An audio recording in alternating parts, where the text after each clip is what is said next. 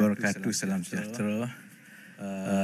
Yang berhormat Datuk Anifah Jataib, Datuk Nazmi Tirun, Ketua Setiausaha Kementerian Ekonomi, Datuk Dr. Zunika Muhammad, Timbalan Ketua Kementerian Ekonomi, rakan-rakan media. Saya tidak berhasrat untuk baca panjang tentang kertas putih ini kerana saya ingat kertas putih ini boleh didapati dan sebahagian besar daripada ciri-ciri dan perkara-perkara yang menjadi asas kepada pertimbangan dasar gaji progresif telah pun saya jelaskan sedikit sebanyak, dan pegawai saya boleh pastikan kertas putih ini dan juga ucapan tadi boleh dikongsi dengan pihak media. Cuma saya ingat oleh kerana pihak media tidak mempunyai kesempatan untuk bertanya terus daripada perdebatan, jadi lebih baik kalau masa sementara perbahasan itu berlaku, kalau ada perkara-perkara yang ingin ditanyakan khusus oleh pihak media mengenai dasar gaji progresif, yang saya boleh jawab terus tanpa perlu menunggu perbahasan yang panjang dan penggulungan nanti. Ada soalan? Yes, Chester. I don't want to preempt because, it have to be done in an orderly manner, just to make sure that the whole process goes through transparently. Sebab itu kita akan bermula dengan jawatan kuasa. Jawatan kuasa kabinet akan memandu pelaksanaan, dan dari segi cadangan, sektor, syarikat, itu akan melalui proses itu di jawatan kuasa pelaksanaan yang dipengerusikan bersama juga oleh saya dan juga Menteri Sumber Manusia. Sudah tentu masa kita membangunkan ini, kita dah ada beberapa konsep dan juga panduan bagaimana kita nak memilih. Jadi ia perlu bergantung kepada beberapa syarat, pertimbangan. Sudah tentu pertimbangan ini perlu dibincangkan dan dimuktamadkan di peringkat jawatan kuasa nanti. Pertimbangan-pertimbangan itu termasuklah contohnya sektor yang berkemampuan untuk melonjakkan gaji dengan menyertai model ini. Sebab kita ada banyak sektor. Kalau sektor itu contohnya memang dari jurang gaji dia itu terlalu besar. Jadi kalaupun kita pilih dan kita tumpukan untuk projek rintis ini untuk sektor itu, kebarangkaliannya jumlah majikan yang mampu melaksanakannya mungkin terlalu rendah. Jadi faktor kemampuan dan juga in terms of gap, because the whole idea is to provide a lift off, and if the gap is too big, and the maximum we will provide is only 200 per month for fresh graduates and entry level, and 300 per month for non-entry level. So it's first it depends on that. Kedua, dia juga bergantung kepada sektor-sektor tumpuan yang diselaraskan dengan keperluan negara untuk ke arah our economic restructuring. Kita tahu contohnya ada sektor-sektor yang memang diberikan tumpuan. Jadi sektor-sektor yang begini sudah tentu akan dipertimbangkan. Dia juga bergantung kepada sektor-sektor kritikal dalam negara. Sektor-sektor yang kita perlukan seberapa ramai bakat, talent yang baru untuk sektor itu. Dan satu lagi contohnya juga, ia bergantung kepada sama ada syarikat atau sektor itu dari segi kesenjangan gaji dengan kemahiran itu terlalu tinggi.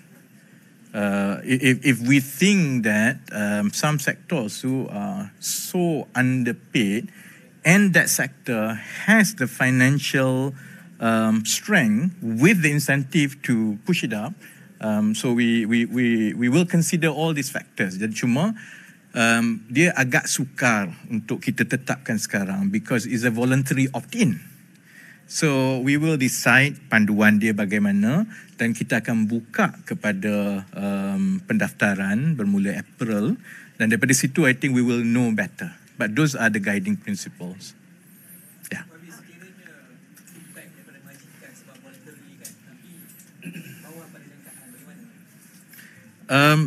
Saya sendiri majikan tu. Dan kita dah bercakap dengan MEF, kita dah bercakap dengan dewan-dewan industri dan sebagainya. Saya yakin sebenarnya majikan akan menyertai. Isu dia lebih kepada yang Chester tanya tadi. Oleh kerana dia voluntary opt-in and first come first served, jadi satu risiko yang kita perlu tangani ialah oversubscription. Terlalu banyak sangat syarikat ni sebenarnya nak menyertainya, because kalau dalam sektor pekerjaan kan, pasaran bakat sekarang, isu utama kepada majikan dan syarikat dan perniagaan ialah untuk mendapatkan bakat yang betul-betul matching dengan kehendak mereka. Dan perbezaan gaji di antara syarikat teratas ni, MNC, syarikat besar ni, dengan SME ataupun setengah JLC pun beza dia banyak. Jadi the cannibalization has been happening. Maksudnya majikan tambah yang SME, dah lah dia payah nak dapat pekerja. Dia dapat saja pekerja, dia latih 1 tahun, dia dah pergi cabut tempat lain. So this attrition ni sebenarnya adalah masalah utama kepada ekonomi negara kita. Jadi dengan dasar gaji progresif dan program sebegini, daripada maklum balas awal, daripada sesi libat urus, saya sebenarnya tidak bimbang dari segi penyertaan. Saya bimbang dari segi oversubscription. Jadi dia timbul soal yang dibawa, yang Chester tanya tadi, why them not me? Why the industry not me? Kan? So itu yang kita kena pastikan panduan itu dibuat dengan berhati-hati. Saya sebenarnya agak positif lah. I think daripada perbincangan kita, dia akan diterima baik oleh majikan-majikan. Might be similar to what Firdaus was asking. In the discussions with stakeholders, were there any pushbacks and how did you address that concern? Additionally, how much do you estimate that this will roughly cost the government over the period of 12 months? I think when I and Kementerian Ekonomi, we started focusing on labour market reform, yeah. When we talk about labour market reform, obviously it's about pay, it's about upskilling. I have to admit that in the beginning, there was, to a certain extent, apprehension among employers, because some of them are still grappling from minimum wage. It has really pushed up the cost. So they were concerned that another round of mandatory wage increase will remove their competitiveness. But we've sat down with them and we've taken everyone's view. Dan keputusan untuk buat voluntary opt-in ini bukan sebab pushback, ini bukan sebab lobby, or it's our personal belief that at this moment, if we were to make it mandatory, our economy cannot absorb it. Because 97% of the companies are micro SMEs. So the moment it is a voluntary opt-in with government incentive and with a commitment and structured upskilling for higher productivity on the part of the employees, employers have so far lauded it really well. Sebab itu saya ingat masa mula-mula kita bercakap tentang dasar gaji progresif, ada banyak yang berkata bahawa ini akan ditentang oleh MEF, oleh itu semua. They actually support it. By and large setakat ini majikan-majikan menyokongnya. The burden is for us to make sure what we plan and the design, when it's implemented, it's really having an impact, and to make sure that for every RM1 that government allocates, this really improves the structure of our labour market, the pay structure, and most importantly, the skill talent in the economy. If anything, that is my fear more than what all the stakeholders are talking right now. And in terms of how much you think? How much is actually in Kertas Putih. We've put in simulations.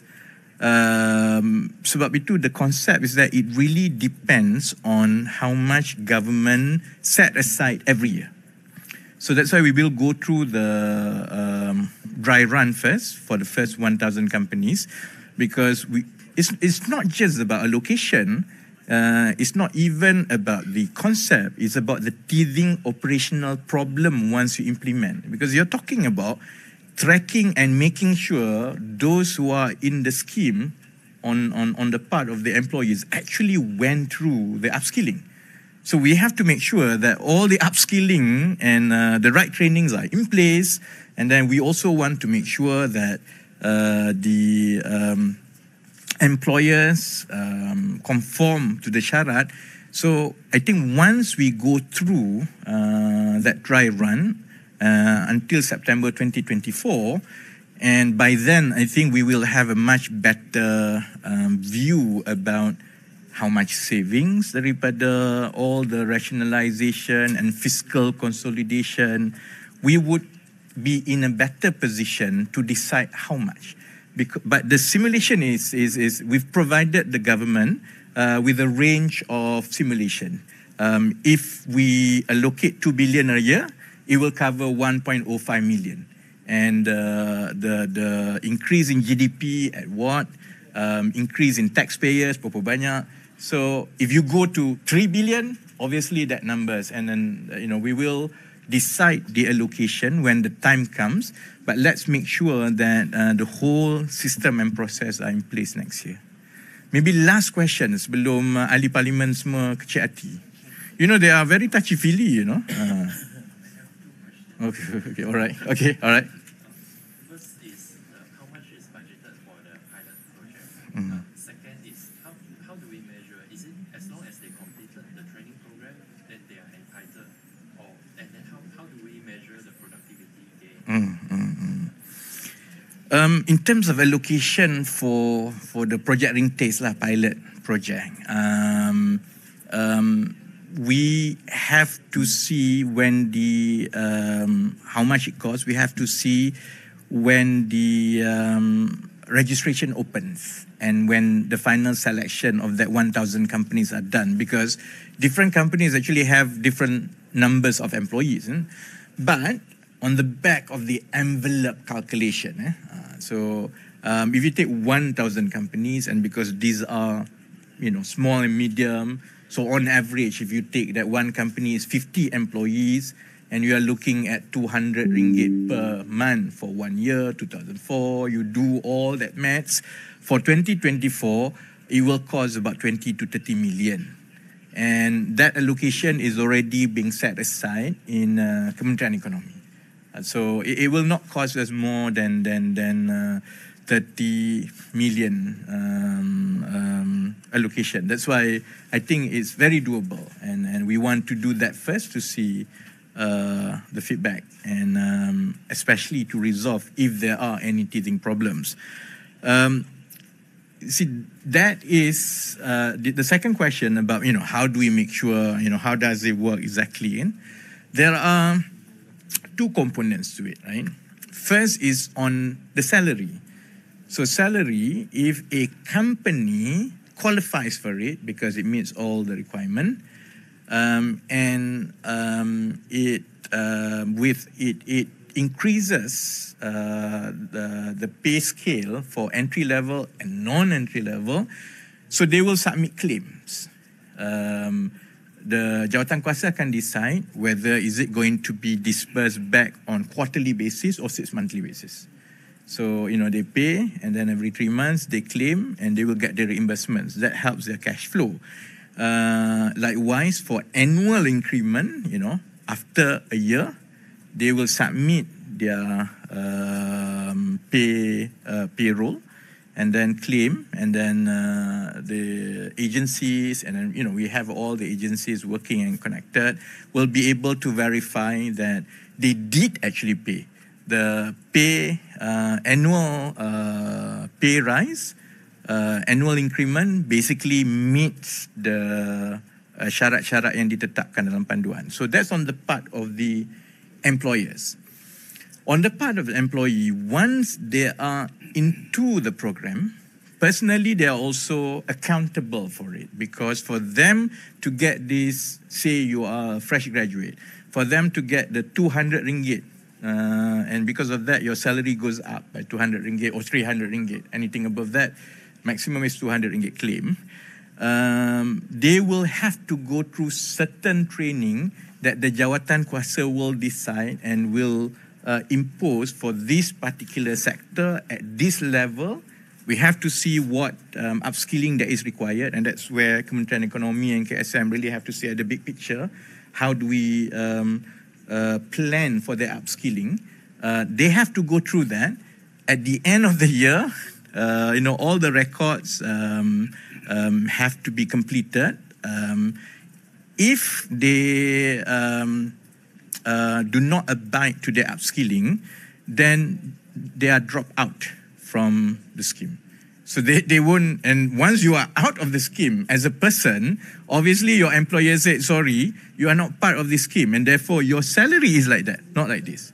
That's why we have to do the pilot test, because if you see the implementation, it does require a lot of work to put in all the tracking, to make sure that we can validate everything, and to put in the training and upskilling in place. And that includes, for example, how exactly do we measure productivity? Because it's just not in the best interest of the company that productivity goes up. It's also in the best interest of government to validate and satisfy ourselves that this program with this kind of allocation actually does yield better productivity. And I think once the numbers are there, all the systems are there, it will allow us to decide better from year to year. So there's a lot of work to be done in the next 6 months to put all this in place. But I think you roughly get the idea how it will happen. Yeah. Sorry, just to confirm, will foreign talents be... No, it's only Malaysian. No foreign talents, no MNCs, no big companies. The focus is on those groups that are now most disadvantaged with the current labour market. And that is usually in between 1,500 to 5,000 ringgit, SMEs, and they are either entry-level graduate or non-graduate or semi-skill. Okay? Thank you very much. Razizi dia nak bercakap. Nanti dia kecil hati.